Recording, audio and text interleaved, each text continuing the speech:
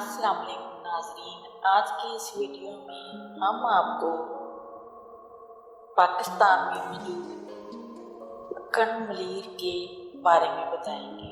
اس سے پہلے کہ ہم اس جگہ کے بارے میں بتائیں، آپ سے درخواست کرتے چلیں کہ یوٹیوب کے اس منفرد چینل دلکش ٹی وی کو سبسکرائب کرتے ہوئے ساتھ موجود گھنٹی کے بٹن کو بھی دبا دیں تاکہ ہر نئی آنے والی ویڈیو کی نوٹیفیکیشن آپ تک باقاعدگی کے ساتھ پہنچتی ہے۔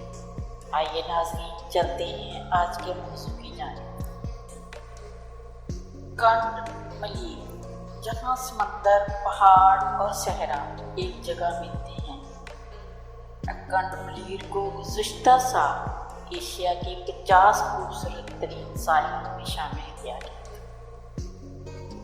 سمندر، پہاڑ اور صحرا فطرت میں دلچسپی رکھنے والوں کو اگر یہ نظارے کسی ایک ہی جگہ مل جائیں تو وہ مقناطیس کی طرح اس طرف کھینچے چلے جاتے ہیں۔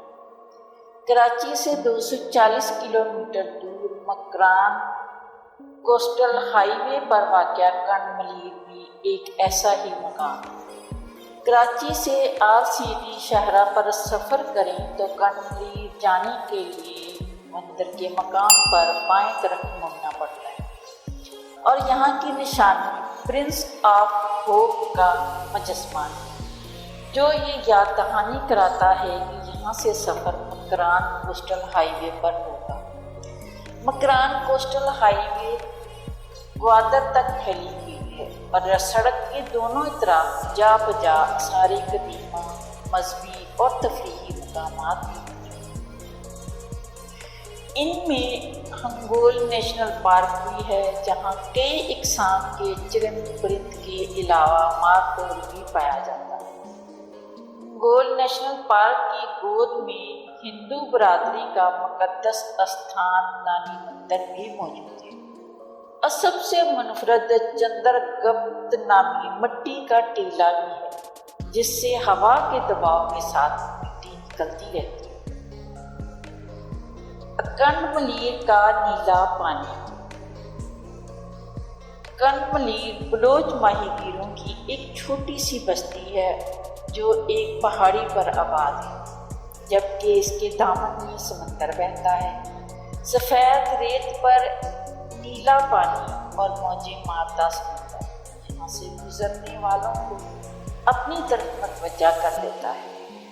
مکران کوسٹل ہائی وے کی تعمیر اور سوشل میڈیا پر کنڈ ملیر کے حسن کے چرچوں نے سیاحوں کو یہاں تک کا بتا دیا ہے اور اب ہفتہ وار تعطیلات کے علاوہ تہواروں کے موقع پر لوگ اپنی فیملی کے ساتھ سمندر کے نیلے پانی سے لطف اندوز ہوتے نظر آتے ہیں۔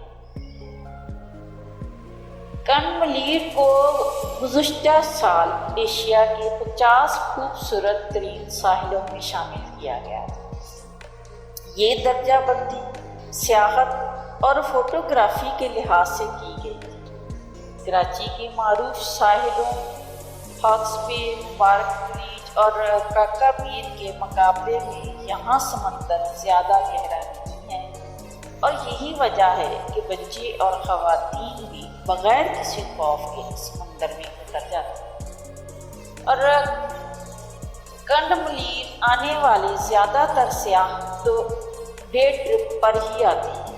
بلوچستان میں واقع ہونے کے باوجود یہ کنڈ ملیر آنے والے سیاحوں میں اکثریت کراچی کے لوگوں کی ہوتی ہے، جو ذاتی گاڑیوں میں یا پھر ٹور گروپس کے ساتھ یہاں آتے ہیں۔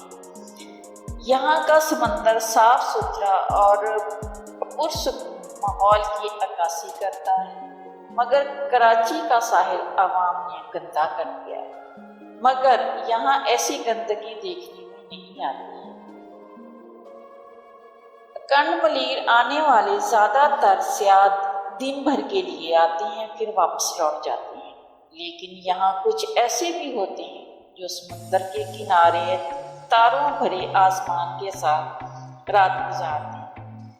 اس سلسلے میں ساحل پر کچھ ہٹس بھی تعمیر کیے گئے ہیں، لیکن ان کا کرایہ بہت زیادہ ہے، تقریباً 15,000 سے 20,000 تک۔ جو متوسط طبقے کی پہنچ بھی نہیں ہے، اور سیاحوں کی اکثریت جھونپڑیوں میں ہی قیام کرتی دکھائی دیتی۔ اس کے علاوہ ساحل کے ساتھ ساتھ جھونپڑیاں بنائی گئی ہیں جو 1000 سے 1500 روپے تک دستیاب ہو جاتی ہیں، اور سیاح اکثر وہیں پر قیام کرتے ہیں۔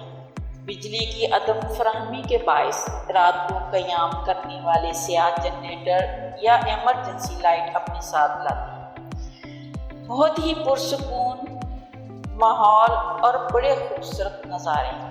اپنی فیملی کے ساتھ آئیں، اپنا کھانا خود بنائیں یا گھروں سے بنا کر لائیں۔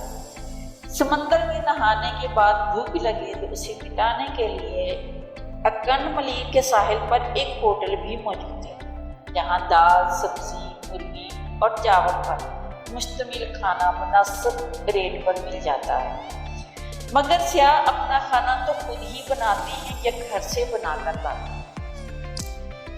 کھانا تو یہاں مل جاتا ہے، لیکن یہاں پینے کا میٹھا پانی ملنا مشکل ہوتا ہے۔